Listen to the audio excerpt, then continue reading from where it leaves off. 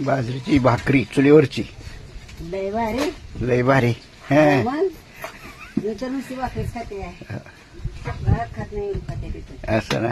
हो ना. मग काय तर आमटी असते ती कुस करून खातात सगळे.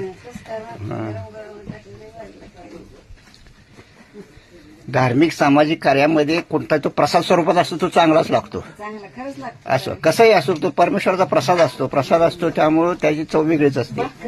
असं नाही. असं असं भाकरी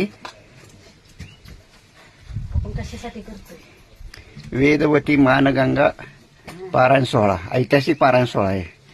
त्यासाठी सर्व माणसांना जेवण घालण्यासाठी म्हणून संतांना भोजन करण्यासाठी सर्व भाविक भक्तांना हा सर्व संत मंडळींना अजून वाचक मंडळी महाराज मंडळी जे काय असते ते सर्व भाविकांना जेवण घालण्यासाठी खातूळवरून भाकरी देण्यात येत आहेत. त्यासाठी आपण ही भाकरीची चुलीवरची भाकरी तयार करत आहोत. फुलाची पाकळी जे काय ठरलेलं आहे ते सर्वांना घरटी भाकरी देत आहे. प्रसाद म्हणून देतोय ना. हो. या प्रसादाची मजा या ज्ञान यज्ञाला प्रसाद म्हणून आपण भाकरी पाठवत आहे. असं काही कोणाचे लोक आहे काय माहिती. छोटं मग हा छोटे माऊलींचं सगळं भातात ह्याच्यात काय मजा नसते हो. छोटे माऊलींचं छोटे माणसं गाव सोपवले ते असं आहे ना. रात्री माणसं दणकून खाते ते. दणकून खाते. भाजी किती भारी आहे. चवीला टेस्ट किती भाजी. आपल्या घरात आमची किती भाजी. ते छोट्या माऊलींच्या मार्गदर्शनाखाली हे कार्यक्रम चालायचे. त्यांचं कीर्तन आहे.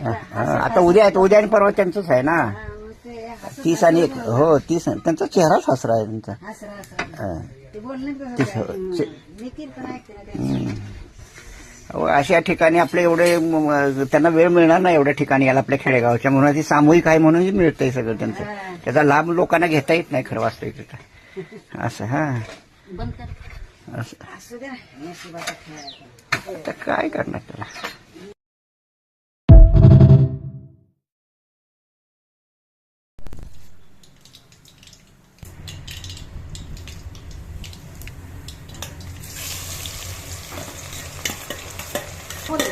फ्री असत आता.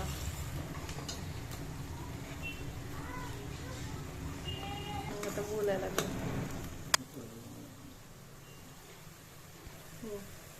थोडं वरून टाका. आता त्यांच्या मनाला येत नाही. लई बारकावा करते. मग कुरकुर करते तर मग ताईडी म्हणले घ्या त्यांच्यापासून किरकिरी असं वाटायचं. पण शिवांशला मी काहीच पोरं मारली नाही. ती शिवांशला कसलं पटक असते ते माहिती आहे का. तेवढ्या माझं कार्टून